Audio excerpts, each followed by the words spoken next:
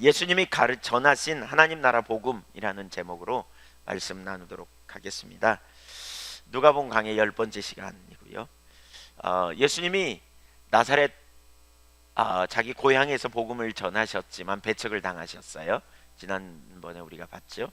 그 다음에 가신 곳이 어디냐면 이제 가버나움으로 갔습니다.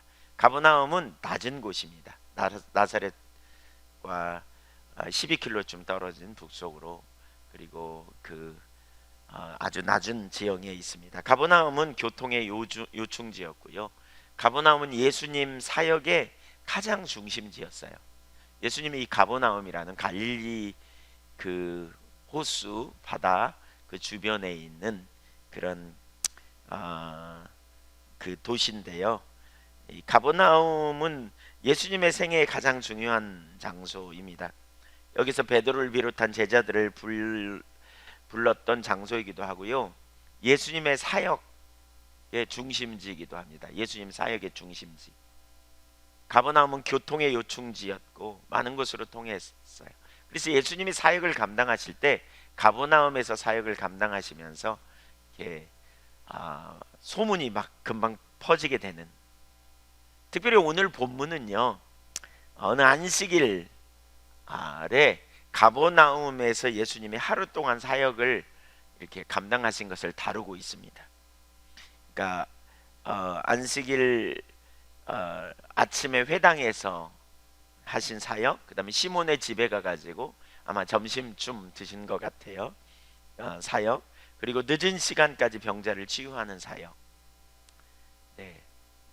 그리고 나서 그 다음날 아침에 이제 예수님은 한적한 곳에 나가셨다 이렇게 말하고 있어요. 뒤에 보겠지만 마가복음 1장 35절에 보면 한적한 곳에 여기 누가복음에는 한적한 곳에 가셨다 이렇게 말했는데 마가복음에 보면 기도하셨다 이렇게 표현하고 있어요. 42절을 좀 볼까요? 날이 밝음에 예수께서 나오사 한적한 곳에 가시니 무리가 찾다가 만나서 자기들에게 떠나시지 못하게 만류하려 하매, 자기들과 같이 있어 달라고. 얼마나 놀라워요. 예수님이 막 병자를 고치고 치유하고 막 그 말씀이 권세가 있고, 그러니까 우리 여기 담임 목사 해달라고 막 그렇게 붙드는 거죠. 네, 우리랑 계속 있어 달라고, 이 회당에서 계속 가르치고 우리 치유해 주시고 그럼 얼마나 좋겠느냐고. 그러자 43절에 43절 44절 읽어볼까요? 예수께서 이르시되 내가 다른 동네에서도 하나님 나라의 복음을 전하여 하리니 나는 이를 위해 보내심을 받았노라 하시고 갈릴리 여러 회당에서 전도하시더라. 거기 43절에 이렇게 말해요. 내가 다른 동네에서도 하나님 나라의 복음을 전하여 하리니 이렇게 말해요. 그러니까 안식일 회당에서 또 베드로의 그 장모를 치유하신 사건과 또 저녁 해질녘에 많은 병자를 고치신 이 사건들을 두고 뭐라 그러느냐, 내가 다른 동네에서도 이 같은 일을 해야 하리니 뭐 이렇게 말하고 있지 않고 바로 하나님 나라의 복음을 전하여야 하리니 이렇게 말하고 있어요. 그러니까 예수님이 오늘 우리가 살펴볼 이 본문의 우리가 읽을 이 본문의 일이 뭐냐, 하나님 나라의 복음이라고 요약해서 한마디로 말하고 있는 거죠. 하나님 나라의 복음이다. 그러면서 내가 이를 위해 왔다. 그러면서 그걸 뭐라고 44절에 표현하고 있냐면 내가 그리고 갈릴리 여러 회당에서 전도하셨다 이렇게 말하고 있어요. 그러니까 예수님의 전도가 뭐였다고요? 하나님 나라의 복음을 전했던 거고, 그 하나님 나라의 복음을 전한 게 바로 오늘 본문의 내용이에요. 그래서 오늘 본문의 내용이 예수님의 사역의 중심이라고 할 수 있어요. 하나님 나라의 복음을 전한 것. 네, 그 하나님 나라 복음이 도대체 뭔지 우리가 이 부분을 좀 살펴봐야 되겠다고 하는 거죠. 하나님 나라의 복음. 예수님은 하나님 나라의 복음을 전했고 그 하나님 나라의 복음이 곧 전도였다. 그리고 예수님은 그 일을 위해 오셨다 이렇게 말하고 있어요. 일을 위해. 네 가지를 살피려고 하는데, 첫째, 하나님 나라는 예수님의 핵심 설교였습니다. 마가복음 1장 14절 15절에 보면 요한이 잡힌 후 예수께서 갈릴리에 오셔서 하나님의 복음을 전파하여 이르시되, 같이 읽을지요. 내가 찾고, 같이 읽으시자고요. 시작. 내가 찾고 하나님의 나라가 가까이 왔으니 회개하고 복음을 믿으라 하시더라. 하나님 나라가 가까이 왔다. 예, 하나님 나라가 가까이 왔다 이렇게 말하죠. 마태복음 4장 17절에도 같이 읽어보겠습니다. 시작. 이때부터 예수께서 비로소 전파하여 가라사대 회개하라 천국이 가까이 왔느니라 하시더라. 여기 하나님 나라와 회개는 같은 의미입니다. 같은 말입니다. 예수님이 공생애를 시작하시면서부터 그 세례를 받으시고 성령에 이끌려서 광야에서 마귀에게 시험을 받으신 후에 승리하시고 갈릴리에서 말씀을 선포하셨는데, 그 선포하신 말씀의 첫 번째 설교가 뭐였느냐? 하나님 나라였다. 가장 먼저 선포한 메시지가 하나님 나라였다 이렇게 말하죠. 그러니까 누가복음에서도 사실 그 가버나움 회당에서 또 베드로의 장모에서 어느 안식일 하루 동안 내내 한 사역을 요약해서 하나님 나라의 복음이라고 말씀하시고 있잖아요. 네. 예수님은 하나님 나라 그 복음을 집중적으로 전하셨어요. 그래서 제가 복음서를 쭉 찾아봤어요. 천국, 하나님 나라, 오는 세대 혹은 내세 뭐 이런 단어를 쭉 찾아봤어요. 이게 다 하나님 나라와 연관이 있어요. 물론 더 폭넓게 찾으면 영생, 구원 이게 다 하나님 나라와 연관된 단어입니다. 근데 이 단어를 빼고라도 아까 그 천국, 하나님 나라, 내세, 영생, 내세 이런 정도만 찾아봐도 90번이나 나오고 있어요. 90번. 집중적으로 예수님은 하나님 나라 복음을 전하셨음을 볼 수 있어요. 그 중에 누가복음에 또 마태복음에 가장 많이 나오는 단어가 바로 하나님 나라예요. 정말 많이 나와요. 그 누가복음 기자는 사도행전 1장 3절에 보면 예수님이 그 부활하신 이후에 십자가의 고난을 당하고 부활하신 이후에 이 땅에 선포하신 메시지가 뭔지 다시 한번 이렇게 보여주세요. 사도행전 1장 3절을 볼까요? 시작. 해 받으신 후에 또한 저희에게 확실한 많은 증거로 친히 사심을 나타내사 40일 동안 저희에게 보이시며 하나님 나라의 일을 말씀하시니라. 보통 사람들이요 제일 중요한 말을 먼저 하고요 헤어지기 전에 또 중요한 말을 해요. 그렇죠? 근데 이렇게 승천하시기 직전에 하나님 나라에 관하여 집중적으로 가르치셨다 이렇게 말하는 것을 보면 예수님의 사역의 중심에 하나님 나라가 있는 것을 우리가 알 수 있죠. 네, 두 번째 하나님 나라의 의미. 그러면 예수님이 하나님 나라를 집중적으로 선포하셨는데 하나님 나라의 의미가 뭔가? 하나님 나라는 하나님의 통치를 가르칩니다. 나라의 3요소가 있죠. 뭐죠? 백성, 영토, 주권. 그러죠? 네, 성경에도 이 개념이 나오긴 해요. 그러나 이 모든 개념보다 우선되는 것이 주권의 개념입니다. 하나님의 통치가 이루어지는 것이 하나님의 나라요. 하나님의 통치 아래 들어갈 때 하나님 나라가 우리 안에 실현되는 것이라고 말하고 있어요. 하나님 나라에 대해서 설명하는 하나님의 나라라는 말에 그 헬라어는 바실레이아라는 말이고요.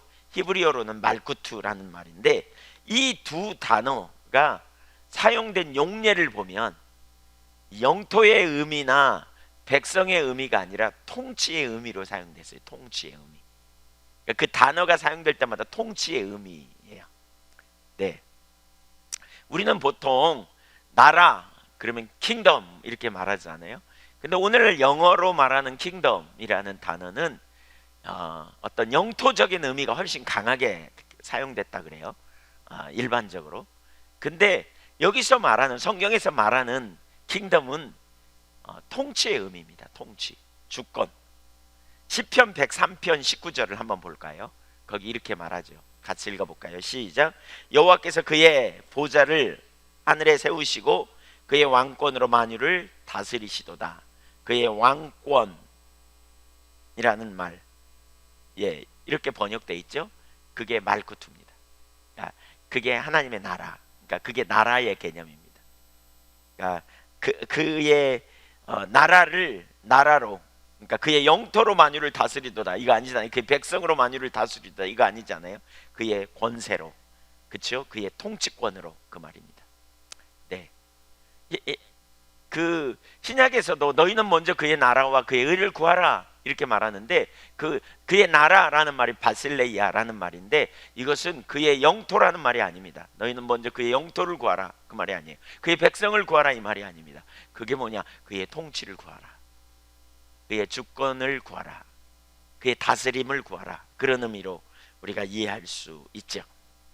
네. 그래서 하나님이 다스리시는 나라, 하나님이 통치하시는 나라가 하나님의 나라예요. 예수님이 바로 그 하나님의 통치가 왔다 이렇게 선포하시는 거죠. 왜 하나님의 통치가 왔다 그럴까요? 이스라엘 백성들은 하나님의 통치 아래 있는 것 같았는데 왜 이렇게 선포하실까요? 사실 하나님의 나라가 왔다고 말할 때 전제가 있어요. 그 중에 하나는 뭐냐면, 그 중에 하나는 인간이 에덴 동산에서 타락으로 말미암아 하나님과의 관계가 깨졌어요. 곧 하나님의 통치를 벗어나 버렸어요. 인간이. 첫사람 아담에게 하나님께서 한 가지 명령을 주셨죠. 선악과 따먹지 말라고. 선악과 먹으면 죽는다고. 그러니까 하나님의 통치에서 벗어나지 않기 위해서 그들은 선악과를 따먹지 않았어야 돼요. 근데 마귀는 그걸 유혹하죠. 사실 마귀가 선악과를 따먹으라고 하는 것은 하나님의 통치 아래서 네가 살 필요가 없어, 이런 유혹이었어요. 그리고 네 스스로 하나님처럼 네 스스로 네 인생의 행복을 보장할 수 있어, 이런 유혹이었어요. 그래서 선악과를 뚝 따서 자기도 먹고 남편에게도 주고, 그 결과 인간은 그때부터 하나님과의 관계가 깨지죠. 통치를 벗어나요. 그리고 두 번째로 그 결과 결핍이 오게 됩니다. 하나님의 통치 아래 들어가는 것은 두 가지 의미가 있어요. 하나는 뭐냐면 하나님을 주인 삼는다는 의미가 있고요. 또 다른 하나는 하나님이 우리의 주인이 됐으면 또 다른 의미에서 그분이 우리를 보호해 주신다는 거죠. 그분이 우리를 지켜주시는 거죠. 그분이 우리를 인도해 주시는 거죠. 이런 두 가지 의미를 우리가 볼 수 있어요. 하나님의 통치 아래에서 벗어나니까 하나님의 보호막도 거치는 거죠. 하나님이 그들을 보호하시고 지키시는 보호막도 거치면서 그들에게 많은 결핍이 오기 시작합니다. 생명의 결핍인 사망이 오게 되고, 그 징조들로 인해 인간은 말할 수 없는 피폐한 삶을 살게 되는 거죠. 고통을 당하고요, 억압이 가득하고요. 당장에 에덴 동산의 풍요에서 쫓겨나 땅을 파야 먹고 사는, 그나마 땅도 저주를 받아서 풀과 엉겅퀴를 내 가지고 곡식이 정상적으로 자라는 걸 방해하는, 이런. 보십시오. 예, 무슨 나무를 하나 심어서 우리가 이렇게 나무를 잘 자라게 하고 뭘 따먹게 하려고 이렇게 심어 놓으면 보십시오. 저는 그걸 보면 꼭 하나님의 그 저주받은 게 올라오는 것 같아요. 왜 작은 가시 많이 나는 그 풀이 있잖아요. 그런 풀들이 와가지고 금방 나무를 휘감아버립니다. 네, 금방 휘감아버려요. 그 뿌리를 잘라놓고 그게 말라 비틀어지기까지는요, 나무가 정상적으로 안 잘라요. 진짜 얼마나 심한지. 그러니까 아마 아담이 타락하기 전에는, 땅이 축복을 받았을 때, 저주받기 전에는 아마 풀이 자라는 것처럼 식물이 자랐을 것 같아요. 안 심어도 막 여기저기서 식물이 나가지고 그냥 따먹고 그냥 그 풍요하게 이렇게 됐을 것 같아요. 얼마나 그 심각한지 가만히 보면 피폐한 삶이 그 결과죠. 그때부터 인간은 죄와 사단과 사망의 종로로 타게 되죠. 마음과 육체의 원하는 욕망의 노예가 되어 상습적으로 죄를 짓게 되고, 그것들을 통하여 인간을 사로잡는 마귀의 종로로, 악한 습관이 우리 가운데, 그러니까 악한 것들이, 그러니까 그러한 나쁜 생각이, 악이 우리에게 습관처럼 되어져서 결국 그 뒤에 마귀가 인간을 조종하게 되고, 결국 죄의 싹은 사망에 이르게 되는 결과를 가져오는, 이 모든 일의 시작은 하나님의 통치를 떠나면서 결국 마귀의 종로로 타는 데서부터 오게 된 것이죠. 인간은 사단의 종로로 타는 삶에서 결핍, 소망 없는 삶을 살게 되고, 소망이 어떤 소망도 없는, 결국 오직 죽음을 향해 가는 것 외에는 대안이 없어 보이는, 수많은 사람들이 귀신에 붙들리고 온갖 상함과 육신의 질병에 고통당하고, 바로 그런 순간에 하나님의 아들 독생자 예수 그리스도께서 인류를 구원하기 위해 이 땅에 오셨어요. 그리고 하나님의 통치를 가져왔다고 선포하시는 거예요. 회개하라, 천국이 가까이 왔다. 하나님의 통치가 왔다. 다시 에덴 동산에 그 하나님의 통치가 다시 우리에게 왔다. 첫사람 아담의 범죄로 그 권세를 사단에게 넘겨주어 사단이 과거에 이 세상의 임금이었다면, 악이 가득한 세상, 죄와 사망과 그리고 사단의 종노릇으로 억압이 가득함이 억압에 붙들린 그런 인생을 구원하기 위해 하나님이 당신의 아들을 보내셨어요. 갈라디아서 1장 4절은 이렇게 말해요. 그리스도께서 하나님 곧 우리 아버지의 뜻을 따라 이 악한 세대에서 우리를 건지시려고 우리 죄를 대속하기 위해 자기 몸을 들이셨으니, 이 땅에서 우리를 구원하기 위해 하나님의 통치, 주권적인 역사를 가지고 오셨다는 거죠. 친히 모든 인간의 죄를 담당하기 위해 육신을 입고 오셔서 십자가에 달려 죽으심으로 우리에게 영원한 구원의 복음이 되어주셨어요. 그래서 십자가 사건을 통해 이루어진 놀라운 일이 그거잖아요. 히브리서 2장 14절에 보면 사단의 권세를 멸하셨다. 예. 사망의 세력을 잡은 자, 죽음의 세력을 잡은 자, 곧 마귀를 멸하셨다. 이렇게. 여기 멸하셨다는 말은 카타르게오라는 말로 효력 정지시켰다, 무력화시켰다, 그 말이라고 그랬죠. 십자가에서 사단의 권세를 무력화시켰어요. 왜냐하면 사단은 죄를 가지고 인간을 회방하는데 예수 그리스도께서 우리의 모든 죄를 깨끗게 하셨기 때문에. 또 디모데후서 1장 10절에 보면 사망을 패하셨다 이렇게 말하고 있습니다. 사망을 패하셨다. 사망을 효력 정지시켰다. 이것도 카타르게오예요. 꼭 똑같은 단어예요. 사망을 효력 정지시켰다. 사망이 힘을 빼버렸어요. 더 이상 우리를 어떻게 할 수 없다는 거죠. 왜요? 부활의 능력을 나타내셔서, 예수님의 부활로 우리 모든 사람이 죽어도 죽는 게 아니에요. 다시 살아요. 그래서 성도의 죽음을 잔다고 표현하죠. 로마서 6장 6절에는 죄의 몸이 죽어라고 표현하고 있어요. 여기도 카타르게오예요. 죄가 더 이상 인간에게 효력을 발휘할 수 없다는 거죠. 왜냐하면 예수 그리스도의 진리 가운데 우리는 놀라운 승리를 얻었기 때문이에요. 그러면서 우리가 그 나라에 들어갈 수 있는 비결은 회개하는 거죠. 피조물임을 인정하고, 그렇죠? 내 방식대로 사는 걸 내리고 주님의 방식대로 돌아가는 거예요. 범사의 주님을 인정하고 그분의 주권대로 순복해 나가는 거예요. 과거에 내 방식대로 내 중심으로 살았다면, 내 이론에 기초하여, 내 경험에 기초하여 살았다면 하나님의 통치 아래 들어가는 거죠. 우리가 예수님을 우리의 구주로 영접했죠. 이것은 예수님을 우리의 삶의 주인으로 영접한 거예요. 곧 예수님이 우리의 왕이요, 예수님이 우리의 생명이시지요. 그 고백, 그리고 그러한 삶의 실제가 뭐냐? 하나님의 통치가 이 땅에 이루어진 것이라고 말하고 있어요. 세상에서는 처세술이 능한 자를 지혜로운 자라고 말해요. 하지만 하나님 나라에서는 하나님의 통치 아래 들어가는 삶의 능력이 있어요. 그게 바로 지혜예요. 그것이 믿음이죠. 믿음의 사람은 자기 길로 행하지 않아요. 하나님을 믿기 때문에 그분을 왕으로 섬기고 그분의 길로 행하여요. 이것이 그의 나라와 의를 구하는 삶이고요. 바로 이게 하나님의 통치예요. 그 통치가 온 거예요. 다시 에덴 동산에서 깨어져 스스로 자기 미래를 보장하려는, 스스로 자기 행복을 차지하려는 그런 아담적 본성을 거부하고 우리는 하나님의 아들 예수 그리스도를 우리의 주와 그리스도로 영접하는 삶. 그래서 예수님이 우리의 주님이 되시는 삶. 이 삶이 하나님의 통치 아래 들어가는 거예요. 아담적 삶을 거부하는 것, 이게 회개예요. 아담적 그 본성을 거부하는 것, 이게 회개예요. 돌이켜.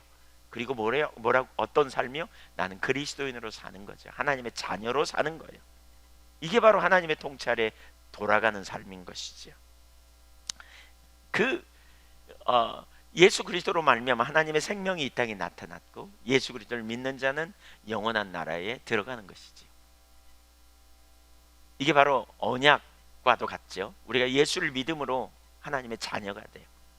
통치 아래 들어간다고 말할 때 두 가지 의미라고 그랬죠. 하나는 내가 그분을 우리의 주인 삼는 거예요. 범사의 주를 인정하고 사는 거예요. 이 땅에서 많은 사람들이 살아가는데 자기 욕심과 자기 야망을 따라 살아가요. 예수 믿는다고 말하지만 욕망을 따라서 살아가요. 돈이 주인이고요, 쾌락이 주인이고요, 명예가 주인이고요.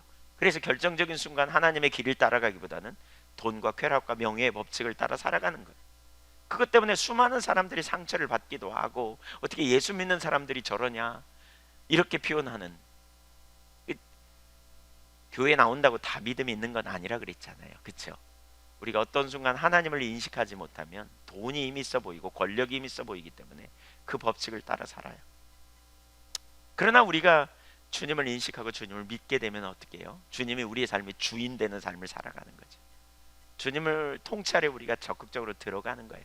손해를 날지라도, 그렇죠? 좀 바보스럽게 보일지라도 좀 우리가 믿음으로 하나님을 선택해 가는 거죠. 그게 히브리서 11장 6절이에요. 믿음이 없이는 기쁘시게 못하나니 하나님께 나간 자는 반드시 그가 계신 것과 그를 찾는 자들에게 상 주시는 이심을 믿어야 할지니라. 그 얘기를 선택해 가는 거예요. 바로 이런 자들에게 주님이 통치하실 때 무슨 일이 일어나느냐? 보호하신다는 거죠. 지켜주시는 거죠. 여호와는 나의 목자시니 내게 부족함이 없으리로다. 그가 나를 푸른 초장으로 쉴만한 물가로 인도하시는도다.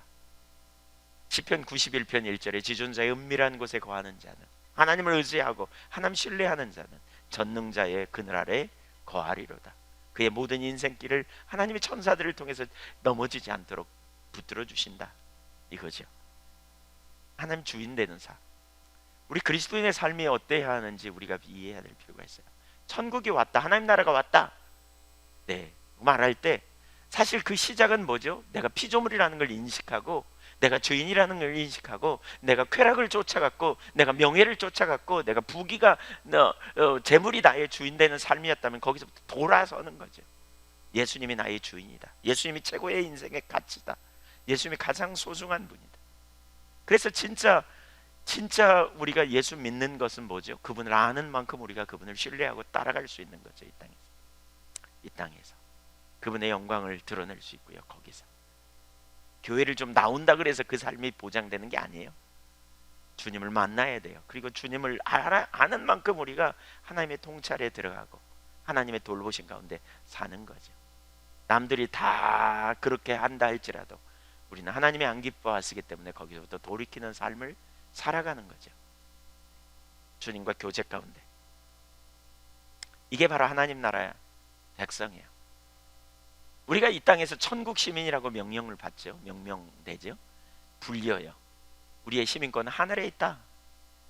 그래서 마태복음 7장 21절에 바로 그것과 연관이 있다고 봐요. 나더러 주여 주여 하는 자마다 천국에 갈 것이 아니요 내 아버지의 뜻대로 행하는 자라 할지니라. 네, 우리가 주님의 뜻대로 100% 순종할 수 없어요. 우리가 연약해요. 넘어져요. 그러나 우리가 하나님을 믿으면, 하나님을 신뢰하기 때문에 어떻게 해요? 때로는 넘어지고 실패해도 그분의 뜻을 쫓아가고, 그렇죠? 그분의 길로 돌이키고 회개해, 자꾸 회개해요. 그래서 예수 믿는 사람은 자꾸 삶의 변화가 일어나게 되어 있어요. 예, 자기 욕망과 자기 고집과 자기 이론과 자기 논리에 사로잡혀 자기가 주인 되는 삶이 아니고 예수님이 주인이기 때문에 이게 하나님의 백성의 삶이죠. 그렇죠? 이게 하나님의 통치 아래 들어가는 거예요. 바로 그런 자들은 또 다른 한편에서 뭐냐? 하나님을 의지해요. 바뀐다고요. 이 믿음의 두 가지 요소죠. 믿음의 한 가지는 우리가 하나님을 알기 때문에, 하나님이 살아계심을 알기 때문에, 그분은 불의를 기뻐하지 않는 걸 알기 때문에, 에베소서 2장 10절에 우리에게 선한 일을 위하여 만들어 가심을 알기 때문에 그분이 기뻐하시는 뜻을 이 땅에서 실현해 가는 일이 하나라면, 또 다른 한편에서는 이제 그분을 의지하는 거죠. 그분께 맡겨요. 그러니까 하나님의 통치 아래 들어간 사람은 그분께 맡겨요. 염려하지 않아요. 맡겨요. 주도권을 그분께 드리는 거죠. 그분이 우리의 보호자가 되시고, 그분이 우리의 상급이 되시고, 그분이 우리의 의가 되시고, 그분이 우리의 힘이 되시고, 그분이 우리의 능력이 되시기 때문에 자꾸 맡겨요. 믿음이 있는 사람은 하나님께 맡기기 때문에 염려하지 않아요. 뭐가 뜻대로 안 돼도 하나님이 우리를 인도하시고 이끄실 것이기 때문에 맡기는 거예요. 하나님께 맡기지 못하면 어떤 일이 안 되면 우리는 노심초사하고 막 죽어나죠. 그러나 하나님의 그런 일이 있을 때 우리는 우리 자신을 살펴보며 뭐가 문제가 있는지, 우리에게 돌이키도록 하시는지 찾아야 되지만, 그러나 때로는 주님 따라가는 가운데 어려움도 오고 위기도 오고 문제도 있을 수 있다는 거예요. 지난 주간에 보세요. 예수님이 그 광야에서 돌아올 때 성령으로 충만하게 돌아왔어요. 그리고 나서 간 곳이 나사렛이에요. 근데 뜻대로 잘 안 되잖아요. 나사렛에서 거기서도 복음을 전했는데 완전히 팽당했어요. 완전히 그냥 가장 가까운 사람들에게 거절을 당했어요. 성령 충만한다고 뭐든지 금방 다 될 거라고 우리는 생각하는데 안 됐잖아요. 그렇게. 그렇다고 예수님이 좌절합니까? 낙심했습니까? 그렇지 않습니다. 그 다음으로 옮겨가서 한 도시에서 굉장한 일이 일어나고 있잖아요. 하나님을 신뢰할 때, 우리가 따라갈 때 그래요. 지금 금방 뭐가 안 돼도요, 낙심할 이유가 없어요. 뭐가 금방 안 된다고 우리가 좌절할 이유가 없어요. 맡기니까요. 예, 세옹지 말한 말이 있잖아요. 세옹지 말한 말. 네, 어떤 사람이 말이 한 마리 생겨갖고 다 좋아했는데 그 말을 타다가 자기 아들이 떨어져가지고 다리가 부러졌어. 다리가 절어갖고 너무 비극이라고 생각했는데 전쟁이 터져가지고 젊은 남자들이 다 가는데 다리 전다고 안 데리고 가요. 네, 뭐 그런 말 있잖아요. 그래서 다 죽었는데 그 아들만 살았다. 네, 인간은 일희일비할 이유가 없어요. 우리가 하나님을 의지하면. 이게 하나님의 백성의 삶인 거죠. 그분의 통치 아래서, 그분의 주권 아래서, 그분의 능력 아래서 하나님께 여러분의 인생을 맡기십시오. 네. 근데 되게 첫 번째는 안 하고 두 번째만 하려고 그래. 그러니까 안 되는 거예요. 하나님을 믿어야 두 가지 일이 같이 나타나는 거예요. 그분의 길로 행하면서 동시에 그분을 아는 만큼 그분께 의탁하는 거죠. 의지하는 일이 일어나요. 네, 믿음의 삶이 되기를 간절히 소원합니다. 하나님 나라 백성의 삶, 하나님의 통치가 왔어요. 이건 희소식이에요. 이건 놀라운 일이에요. 그렇죠? 억압이 끊어져요. 거기 놀라운 회복이 일어나는 놀라운 일이 일어나게 되는 것이지요. 세 번째, 하나님 나라가 언제 어떻게 왔는가 하는 거예요. 두 번에 걸쳐서 오는다. 성경은 그렇게 말하고 있어요. 첫째는 이미 왔다 이렇게 말합니다. 성경은 두 번에 걸쳐서 온다고 말하는데, 우선 예수님이 하나님 나라를 가져오셨습니다. 회개하라, 천국이 왔다 이렇게 말해요. 세례 요한도 천국이 왔다, 이렇게 가까이 왔다 이렇게 선포했거든요. 그럼 세례 요한이 왔다는 말은 뭐고 예수님이 왔다는 말은 뭐냐? 학자들이 이렇게 설명해요. 세례 요한은 예를 들면 12시 5분 전이다 이렇게, 5분 전, 이제 진짜 가까이 왔다, 5분만 지나면 이제 온다, 뭐 이런 얘기고, 예수님은 정시에 이제 왔다 이런 말이라는 거죠. 하나님 나라가 왔다. 말로만 하나님 나라가 온 것을 예수님은 선포하지 않았어요. 예수님은 하나님 나라를 이 땅에 가지고 오셨는데 그 하나님 나라가 온 것을 증거하십니다. 증거. 오늘 본문이 사실 그걸 가르칩니다. 예수님은 하나님 나라를 말로만 선포하지 않으셨어요. 예수님은 강력한 능력으로 하나님 나라가 이 땅에 온 것을 증거하셨어요. 말로만 선포하지 않았어요. 그래서 선포하시고 가르치시고 동시에 뭐 했느냐? 회당에서 가르치시고 뭐 하느냐? 여기 귀신을 쫓았어요. 귀신을 쫓아내셨어요. 예수님은 하나님 나라가 이 땅에 온 것을 능력으로 증명하신 거죠. 그래서 성경을 가만히 보면 누구든지 그를 믿고 그분에게로 나온 자마다 하나님 나라의 능력을 맛보아 알게 됐어요. 히브리서 6장 5절에 보면 내세의 능력을 맛보고 이렇게 표현하고 있는데, 예수님을 믿고 온 자들은 다 치유됐어요. 예수님 모든 환자를 치유하신 건 아니에요. 그러나 예수님을 믿고 나아간 자들은 다 치유받았어요. 성경에 보면. 그래서 예수님은 하나님 나라를 선포하셨을 뿐 아니라 수많은 눌린 자들을 실제로 건져내십니다. 즉 귀신을 쫓아내시고 질병을 치유하심으로 하나님 나라의 능력을 경험케 하셨습니다.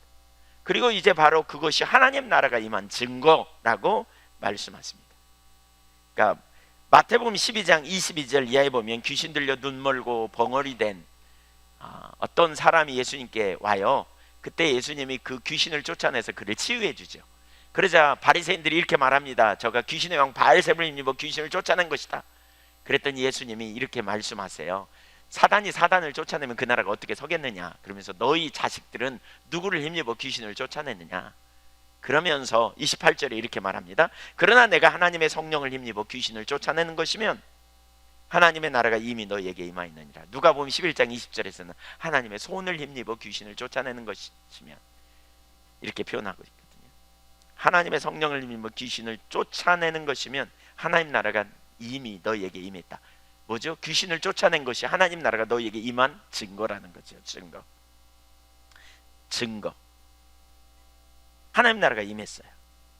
요한계시록 21장에 보면 하나님 나라를 이렇게 표현해요. 더 이상 죽음도 없는 세계, 더 이상 슬픔도 없는 세계, 고통도 없는 세계, 아픈 것이 다 치유되고 모든 고통이 깨끗이 치유되는 그날, 그날은 죽음이 없어요. 더 이상. 그날은 고통이 없어요. 관절염도 없어요. 그날은 두통도 없어요. 그날에는 완전한 회복, 영원한 삶이 있는 그날이 이루어진 거예요. 바로 그게 오는 세대에 우리가 들어갈 영원한 천국에 일어나는 일이에요. 근데 바로 그 오는 세대 영원한 천국의 그 회복의 역사가 이 땅에 왔다는 거예요. 침투해 왔다는 거예요. 예수님의 그 오는 세대의 능력을 이 땅에 가지고 왔어요. 그래서 히브리서 6장 5절에 내세 오는 세대의 능력을 맛보고 경험한 자들이라고 표현하고 있거든요. 그 나라를 이 땅에 가지고 오시고 그 나라의 치유가 이 땅에 임한 거예요. 그래서 예수님이 오셔서 뭐냐, 하나님 나라를 선포하시고, 그리고 이제 그 능력을 통해서 강한 자 사단을 결박하시고 그 하나님 나라 백성들을 백성들을 건져내시는 놀라운 일을 이루셨어요. 눌린 자를 자유케 하고 병자를 치유하시고 귀신을 쫓아낸 일을 빈번하게 하심으로 말미암아. 그러면서 지난주에 우리가 봤죠. 누가복음 4장 18절에 주의 성령이 내게 임하셔서 기름 부음을 통해서 가난한 자에게 복음을 전하고 눌린 자를 자유케 하는 그러한 사역을 감당케 하려고 하셨다, 이렇게 말합니다. 네, 이 하나님 나라가 임한 것은 마치 적군이 점령하고 있는 곳에 인천 상륙작전처럼 이렇게 하나님의 나라가 임했다는 거예요. 그래가지고 점점 거점을 확보하고 그 지역을 점령해 나가는 것처럼 예수님이 바로 그런 하나님 나라를 가지고 와서 그렇게 치열한 전투를 통해서 하나님 나라를 넓혀가고 있다는 것을 가르치고 있어요. 그래서 요한계시록 12장에 보면 세 가지 영적 전투가 있음을 가르치거든요. 하나는 타락한 천사들 루시퍼와 미가엘의 전쟁이 하늘에서 있었다. 그리고 쫓겨났다, 그 루시퍼가. 두 번째로는 여자의 후손 곧 예수 그리스도를 죽이려고 여러 가지 시도를 한 헤롯을 충동행질해서 2살 이하의 어린아이를 다 죽게도 하고, 예수님 탄생할 때 또 예수님을 형제들을 통해서 미쳤다 그러기도 하고, 또 예수님을 시험하는 유혹하는 그런 일을 하기도 하고, 결국 예수님을 십자가에 못 박아 죽게 하는 그러한 일을 사단이 했지만, 그러나 사단은 패퇴를 당하죠. 세 번째 영적 전투는 여자의 후손 예수 그리스도를 믿는 따르는 하나님의 백성들과의 영적 전투가 있음을 가르쳐요. 예수님이 이 땅에 오셨을 때 그래서 마귀는 알았어요. 예수님이 왜 오셨는지. 오늘 본문을 보십시오. 31절 32절에 갈릴리의 가버나움 동네에 내려오사 안식일에 가르치심에 그들이 그 가르치심에 논란이 있는 그 말씀이 권위가 있었다. 예수님의 말씀에 권위가 있었다는 말은 하나님의 임재가 함께 하셨다는 그런 의미입니다. 권위가 있었다, 권세가 있었어요. 그렇게 가지 않으면 안 되는 이런, 그래서 거기 그들이 놀랐다 이렇게 말하는데, 이 말은 3인칭 미완료 수동태인데 충격을 받고 있었다, 그 말입니다. 예수님의 가르치시는 말에 계속 충격을 받았어요. 계속. 네, 그뿐이 아니었어요. 4장 33절 보세요. 바로 이렇게 가르치시는 순간에 회당에 더러운 귀신 들린 사람이 있어 크게 소리질러 이르되, 여기 두 가지를 살펴볼 수 있는데, 하나는 귀신은 더러운 존재라고 표현하고 있어요. 여러분, 귀신은 무서운 존재가 아니에요. 귀신은 더러운 존재예요. 똥이 무서워서 피해요? 더러워서 피해요? 더러워서. 우리는 귀신을 두려워할 이유가 없어요. 왜냐하면 그리스도 안에 승리했기 때문에. 또 여기 보면 회당에 더러운 귀신 들린 자가 있었다 이렇게 표현해요. 겉으로 볼 때는 아무 문제가 없었던 것 같은데 예수님의 설교를 듣는 가운데 귀신이 정체를 드러난 거죠. 놀라운 것은 회당에 있었는데 귀신 들린 사람이 있었다. 사실 오늘날도 비슷할 수 있어요. 예배당에 나오지만 그런 악한 영들로 붙들려 있는 경우를 우리는 많이 볼 수 있어요. 음란의 영에 붙들려서 혼자 스멀스멀 이렇게, 그러한 영역. 또 시기 질투의 영, 온갖 두려움과 혼돈의 영에 붙들려 있는 이런 사람들이 예배당에 있을 수 있다는 거죠. 예배를 드리고 싶겠어요? 예배가 드려지지 않고 여러 가지 혼돈이 우리 가운데 있을 수 있겠죠. 근데 사실 예배를 통해서 그러한 예수님처럼, 예수님 시대처럼 그러한 악한 영이 드러나고 쫓겨가는 그런 일들이 있었으면 좋겠어요. 34절 보세요. 같이 읽어볼까요? 시작. 예수님을 제일 먼저 알아봤던 자가 누구냐? 귀신입니다. 귀신입니다. 예수님이 하나님의 거룩하신 분인 줄 가장 먼저 알아본 자가 귀신이에요. 예수님이 이 땅에 오신 목적도 알았어요. 우리를 멸하러 왔나이까? 이렇게 말하죠. 귀신은 알았어요. 그분의 목적과 그분이 누구인지. 사실 그래서 야고보서 기자는 이렇게 말하죠. 그분을 아는 것과 그분을 믿는 것은 다르다. 귀신들도 믿고 떨었다 이렇게 말하죠. 우리 신앙은 하나님이 누구인지 아는 데서 끝나는 게 아니고요. 우리 신앙은 바로 그분을 믿는 거예요. 믿음의 삶이 그래서 너무너무 중요하죠. 예수님 뭐하러 오셨다고요? 여기 귀신이 뭐라고 그래요? 멸하러 왔다. 사실 귀신의 그 말은 틀리지 않았어요. 요한일서 3장 8절에 보니까 하나님의 아들이 오신 것은 마귀의 일을 멸하러 오셨다. 멸하리여 하심이라 이렇게 표현하고 있습니다. 예수님이 오신 것 자체가 영적 전쟁이에요. 영적 전쟁. 마귀는 예수님이 오신 것은 자기들 멸하러 오셨다 이렇게 표현해요. 그래서 마귀는 두려워하여 끊임없이 예수님을 대적하고 공격했어요. 우리도 주님 따라갈 때에 이런 공격이 우리 가운데 있을 수 있다는 걸 인식해야 돼요. 우리는 합리적인 생각을 가지고 자꾸 이유를 따지거든요. 자꾸 합리적인 이유를 가지고. 사실 원수 마귀가 우리로 하여금 낙담하게도 하고요, 우리로 혼돈스럽게도 하고요, 우리에게 여러 가지 생각을 넣어주기도 한다는 사실을 기억해야 돼요. 불화살을 쏘아요. 어떤 사람은 예배 시간마다 습관적으로 조는 사람들이 있어요. 그러면 우리는 합리적이어서 그런저런 이유를 따지죠. 내가 요즘 피곤해서 그래.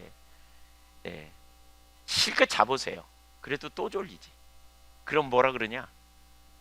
제가 그렇게 해보라 그랬어요. 어떤 분에게. 그랬더니 실컷 자고 왔어요. 근데 또 졸린대. 그래서 왜 조냐고 그랬더니 어렸을 때부터 몸이 약해서 그렇대. 제가 속으로 그런 생각이 들었어요. 겉모습은 소도 잡아먹게 생겼는데 어떻게. 네. 아니에요 여러분, 영적인 이유입니다. 이 영적인 이유가 있습니다. 사실 우리 모든 조는 게 다 영적인 이유라고 제가 말하진 않았습니다만 사실 영적인 이유가 있습니다. 그 뒤에 계속 문제가 있는, 졸리면 뭐가 영적인 문제가 있을 수 있어요. 마귀는 이모저모로 하나님의 사람들을 공격해요. 근데 마귀가 공격하는 게 영적 공격이라는 걸 우리가 잘 인식 못하는 경우가 많아요. 왜냐하면 합리적인 사고를 가지고 있기 때문에 그래요. 우리는 합리적인 사고체계를 가지고 있어요. 그러니까 합리적인 사고가 진리는 아니잖아요. 말씀이 곧 진리인데, 그렇죠? 그래서 우리가 깨어있는 게 정말 중요해요. 예수님은 사역 가운데 계속해서 귀신을 쫓아내는 일을 이루셨고, 오늘 본문에도 3번이나 꾸짖으셨다는 단어가 나옵니다. 제가 이 본문을 보면서 가장 먼저 제 눈에 들어온 게 꾸짖으셨다는 단어더라고요. 네, 그러니까 예수님이 질병을 치유하실 때 어떤 때는 간구하셨다, 어떤 때는 선포하셨다 이렇게 표현하고 있거든요. 근데 꾸짖으셨다는 단어가 몇 번 나와요. 이건 뭐와 연관이냐면 세 단어가 똑같아요. 귀신을 쫓아낼 때 꾸짖으셨다는 단어와 질병을 고치실 때 꾸짖으셨다는 단어도 똑같아요. 그런 모습을 보면 그 뒤에, 질병 뒤에 악한 영이 있었다는 사실을 우리가 이해할 수 있어요. 누가는요, 여러분 보세요. 누가는요 의사예요. 누가는 의사예요. 그냥 그 병명이 뭔지 정확히 알았을 사람이라고요. 근데 그 뒤에 악한 귀신의 역사가 있었다는 걸 아마 인식했던 것 같아요. 35절 보세요. 예수께서 꾸짖어 이르시되 잠잠하고 그 사람에게서 나오라 그러죠. 또 39절도 보세요. 예수께서 가까이 서서 열병을 꾸짖으신데 병이 떠나고 여자가 곧 일어나 그들에게 시중드니라. 41절도 보세요. 여러 사람에게서 귀신들이 나가며 소리질러 이르되 당신은 하나님의 아들이니이다. 예수께서 꾸짖으사 그들이 말함을 허락하지 아니하시니. 41절 앞에 40절을 보면요, 여기 보세요. 온갖 병자들을 데리고 나오며 예수께서 일일이 그 위에 손을 얹으사 고치시니 귀신들이 나갔다 이렇게 표현하고 있어요. 예수님이 귀신을 쫓아냈다는 표현이 있지 않아요. 그런데 병자들의 머리에 손을 얹고 고치시는 가운데 귀신이 정체를 드러내서 악을 썼다는 거예요. 그랬더니 예수님이 꾸짖으시고 잠잠케 하셨던 것이지요. 왜 예수님은 그런데 귀신이 증거하는 말을 꾸짖으셨을까요? 사실 귀신이 아무리 좋은 말을 해도 도움이 안 돼. 예. 귀신이 아무리 유익해도 그건 진정으로 도움이 되는 게 아닌 걸 우리가 기억할 필요가 있죠. 네. 뭐 용한 점쟁이가 있어 기가 막히게 알아맞혀. 절대 도움 안 돼요. 안 되거든요. 예, 혹시 혹하지 마세요. 또, 네, 뭐 점쟁이들이 말하기를 기독교인이 우리를 먹여 살린다 뭐 이런 표현도 있어요. 집사도 많이 오더라 뭐 이런. 예, 이러면 안 돼요. 뭐 여러분 중에 그럴 분 없겠지만 예수님 말씀도 선포하시고 동시에 뭐 했다? 치유하는 일을 통해서 하나님 나라를 선포하셨다. 그래서 43절에 아까 그랬죠. 이것이 바로 하나님 나라의 복음을 전하는 일이다. 이렇게 예수님이 초림 처음 오셔서 하나님 나라를 가져오셨고 그 하나님 나라의 통치가 이 땅에 왔는데 그 말로만 전한 게 아니고 뭐죠? 능력을 통해서 그 일을 감당하셨다. 이렇게 말하고 있습니다. 두 번째 하나님 나라를 하나님 나라는 이미 왔지만 두 번째로 하나님 나라를 우리는 구하라고 주님 말씀하세요. 그러니까 하나님이 이미 왔다고 하면서 동시에 구하라고 해요. 그건 뭘 의미하느냐? 아직 안 왔다. 그래서 이미와 아직의 개념을 쓰고 있어요. 이미 왔다. 그러나 아직 안 왔다. 이 말이에요. 이미 왔다는 뭐예요? 하나님의 통치가 이 땅에 임했다. 이 악한 세대에 하나님의 통치를 가지고 왔다. 그러나 이 세대의 끝이 아직 이르지 않은 거예요. 이 세대의 끝에 영원한 하나님 나라가 와요. 그래서 예수님은 너희는 먼저 그의 나라와 의를 구하라. 또 주기도문에서 나라에 임하옵시고 라는 말은 당신의 나라가 임하기를 원합니다 이 말이에요. 하나님의 나라가 완전히 임하는 것은 뭐와 연관이 있느냐? 마태복음 24장 3절 보세요. 같이 한번 읽어보겠습니다. 시작. 앉으셨을 때 제자들이 종용이 와서 가로되 우리에게 이르소서 어느 때에 이런 일이 있겠사오며 또 주의 임하심과 세상 끝에는 무슨 징조가 있사오리까? 주의 임하심과 주의 재림과 세상 끝에는 이런 표현이 있죠. 네, 이 말이 틀렸으면요. 우선 여기 세상이라는 말은 헬라 원어를 보면 에이온이라는 말입니다. 그 단어에서 에이지라는 단어가 나왔어요. 영어 단어 에이지라는 단어가 나왔다 그래요. 그러니까 세대라고 번역하는 게 옳아요. 이 세대 끝에, 이 세대의 끝에 무슨 일이 있사오리까? 주님의 재림과 이 세대의 끝에 무슨 일이 있사오리까? 이렇게 표현하는 거죠. 예수님의 재림과 이 세대의 끝은 동시에 일어나는 일. 만약에 그게 틀렸다면 예수님이 반박했겠죠. 그렇죠? 가르치셨겠죠. 근데 그렇게 말하고 있지 않아요. 네, 그러니까 이 세대의 끝에 하나님의 나라가, 이 세대가 끝나고 오는 세대가 시작되는데 그때는 완전한 하나님의 통치가 일어나요. 얼굴과 얼굴을 마주 대하고 볼 것이고 완전한 회복이 일어나고 그때는 하나님을 찾으라고 권면할 필요도 없어요. 왜냐하면 하나님 나라가 이미 왔기 때문에. 그렇죠? 그날에 우리는 신령한 몸으로 변화될 것이고 온전한 성령의 사람이 될 것이고 그때는 육체의 소욕에 넘어지지 않는 그날이 와요. 그러나 지금 우리는 이 세대 가운데 살고 있어요. 그렇죠? 아까 그리스도께서 갈라디아 1장 4절에 약한 세대, 이 세대의 특징은 악이거든요. 악한 세대에서 우리를 구원하시려고 오셨다 그랬어요. 그래서 우리는 이 세대 가운데 예수를 믿고 구원받은 하나님 나라 백성이고요. 그래서 우리의 시민권은 하늘에 있다고 말하고 있어요.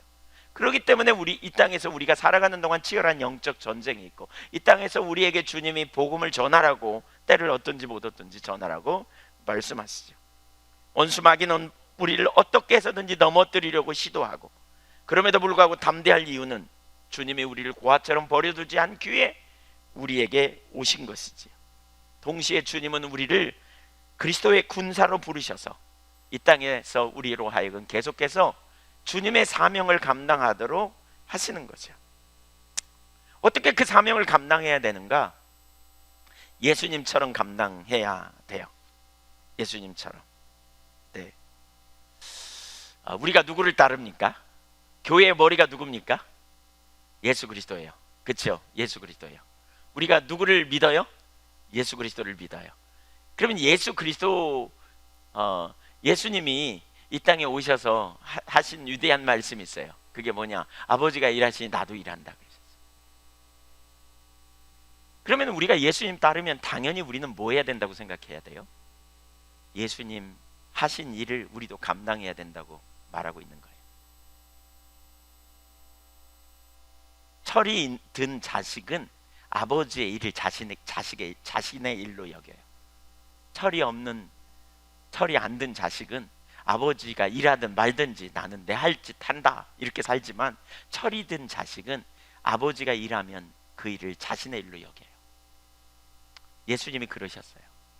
우리가 예수 그리스도를 통해서 하나님의 자녀가 되었고, 우리가 예수 믿게 될 때에 우리는 아버지의 일을 우리의 일로 여기며 우리가 가야 된다는 거예요. 이 세대가 끝나지 않았기 때문에요, 오는 세대가 도래하지 않았기 때문에 우리는 이 세대 가운데서 아버지의 일을 우리도 하는 그 자리에 가야 돼요. 예수님이 하신 것처럼.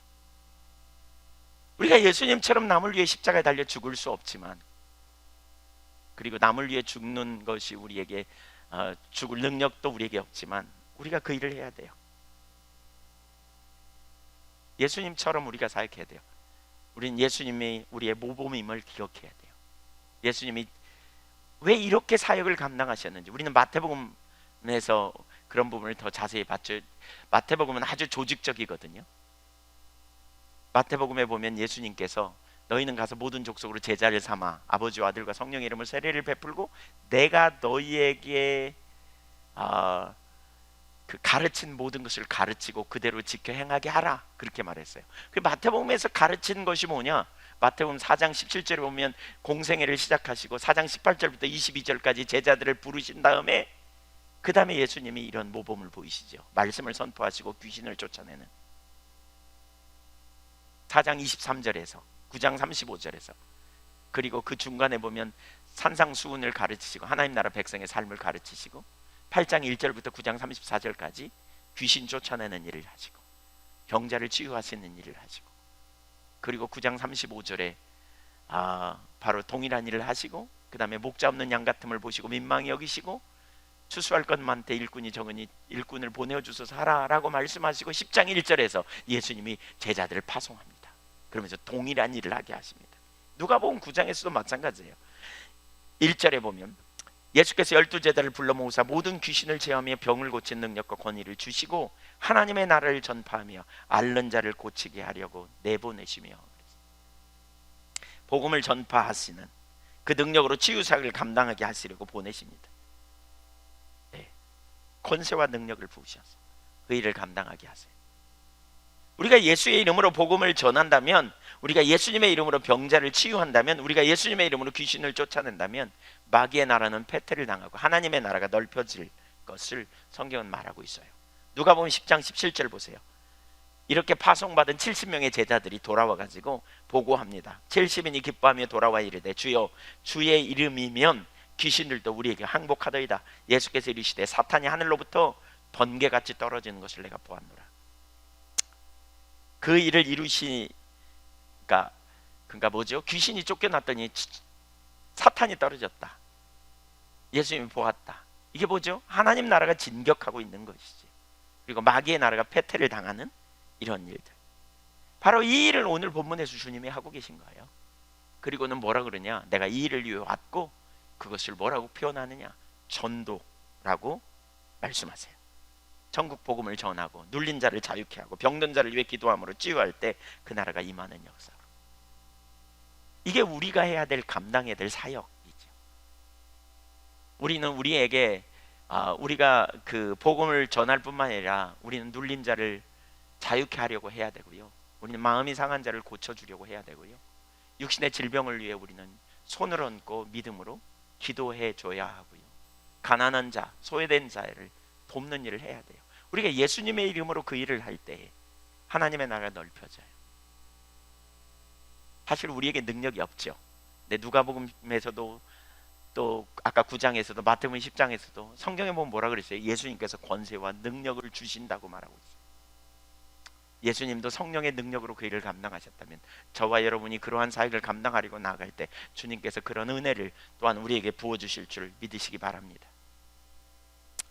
우리가 그 일을 적극적으로 해나가려고 해야 돼요. 그 일이 오늘날 우리 가운데 빈번하게 일어나지 않기 때문에 우리는 그 일이 오늘날에는 사라졌다고 생각할 수 있어요. 그러나 성경은 그렇게 말하고 있지 않아요. 그렇게 말하고 있는 구절이 하나도 없어요. 표적과 기사를 오늘날에도 주님은 통해서 놀라운 역사를 이루기를 원하신다고 저는 믿습니다. 그렇게 우리가 복음을 전하는 자리에 가야 돼요.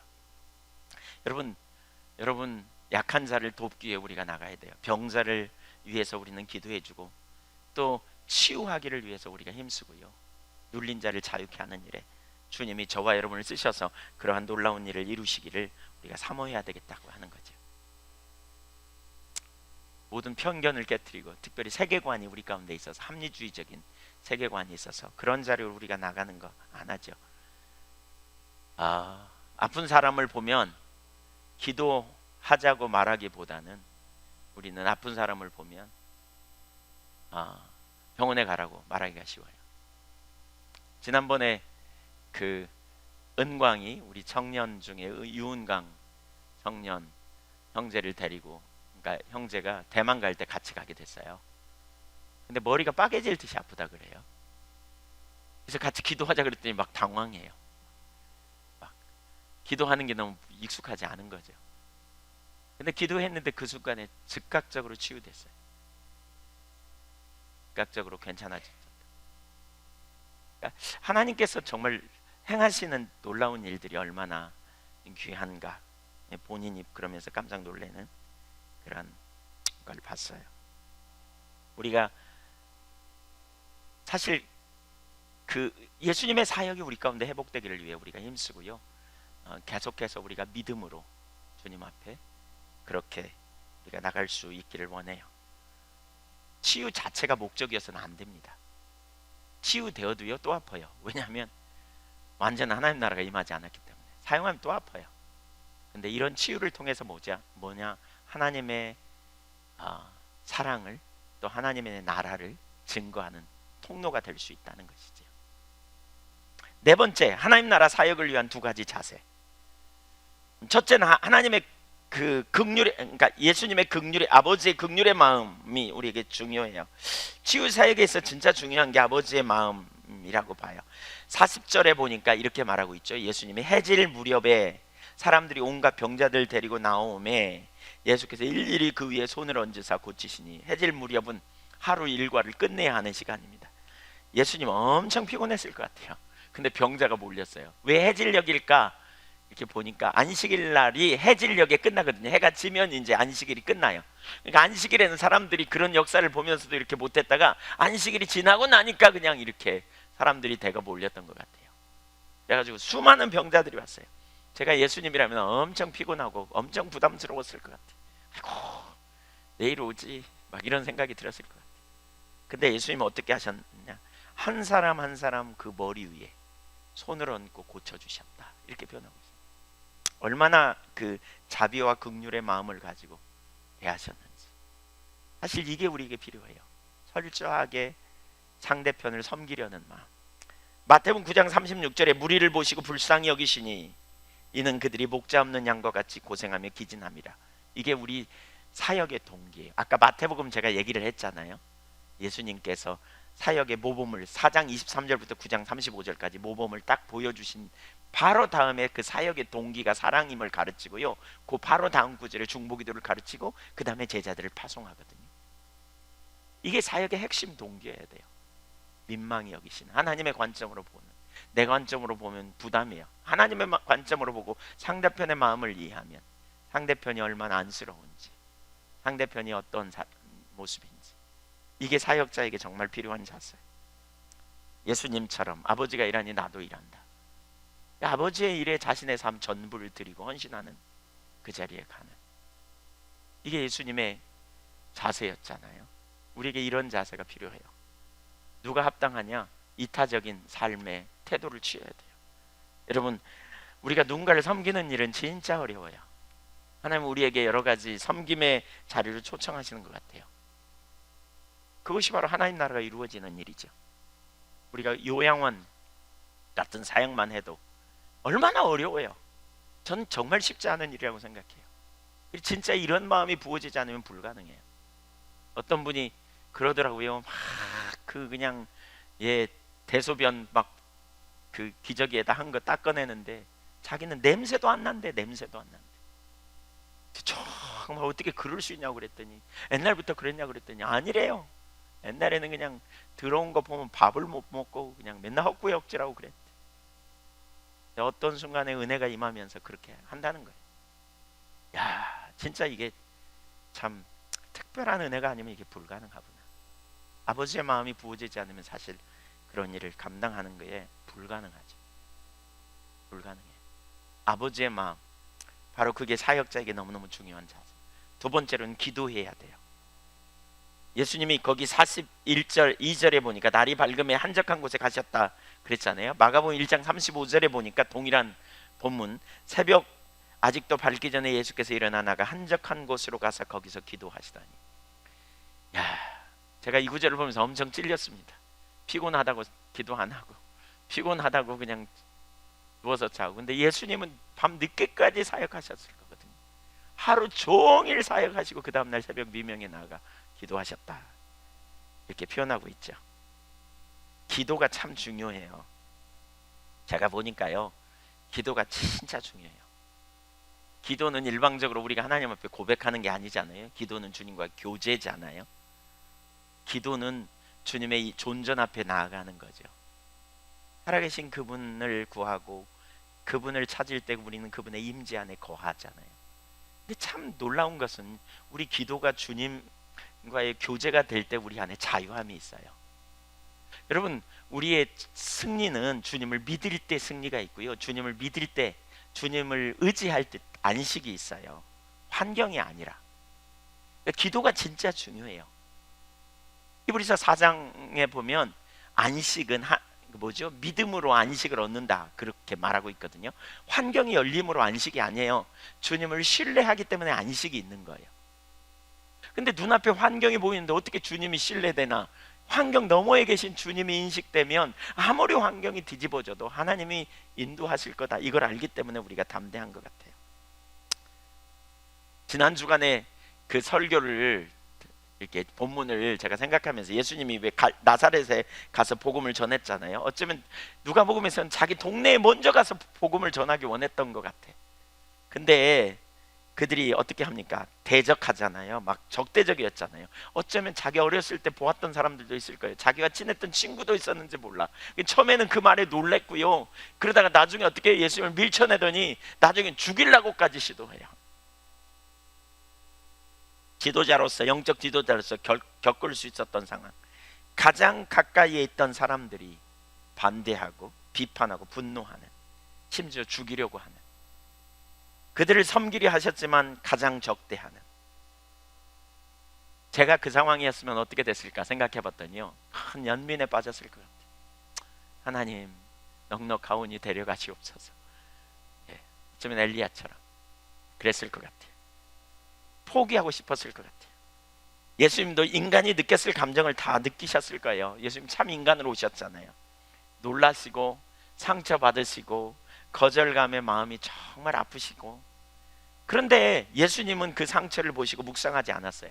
많은 사람들이 상처를 만나면 문제를 묵상하면서 확대하기 시작합니다. 셀프 토크예요. 그 인간이 무슨 의도로 어떻게 그럴 수 있어, 막 그러면서 혼자 성질나고요. 그때는 몰랐는데 정말 너무하네, 막 이런 생각이 막 올라오죠. 그 친구도 거기 있었지, 그 친구 잘 되나 두고 봐라, 막 이러면서 뒤끝 장렬하기 시작하죠. 여러분, 문제를 확대 해석해서는 안 돼요. 예수님은 문제를 확대 해석하지 않았어요. 그리고 새로운 미래로 갔어요. 가버나움으로 갔어요. 거기 더 놀라운 역사가 일어났잖아요. 어떻게 예수님이 그럴 수 있을까? 저는 그 비결을 알아요. 그게 뭐냐면 기도였다고 생각해요. 여러분, 우리가 어떤 문제를 당하고 어떤 아픔을 당할 때요, 거기서 매이지 않을 수 있는 비결이 있어요. 그 문제에 묵상하고 그 문제를 확대 해석해서 거기에 그냥 쓴뿌리가 자라도록 하지 않을 비결이 있어요. 그게 뭐냐? 주님과 만나야 돼요. 기도를 통해 주님 만나면요, 주님께 맡길 수 있어요. 주님이 우리의 보호자고, 주님이 우리의 상급이고, 주님이 우리의 의가 되시고, 주님이 우리의 머리가 되시고요. 그리고 그분께 맡길 때 우리 안에 자유함이 있어요. 놀라운 평강이 있어요. 주님, 기도가 얼마나 중요한지 몰라요. 기도가 우리를 건강하게 해요. 기도가 우리의 스트레스를 다 날려요. 기도를 통해 주님과 만나면 놀라운 평강과 자유함과 기쁨이 있어요. 안식이 있어요. 기도해야 돼요. 기도해야 돼요. 하나님 찾아야 돼요. 하나님 찾고 하나님 만나면 그분 안에서 길이 보일 뿐만 아니라 자유함과 안식과 평강이 있어요. 승리가 있다고요. 주님이 우리를 이끄시고 인도하심을 알기 때문에.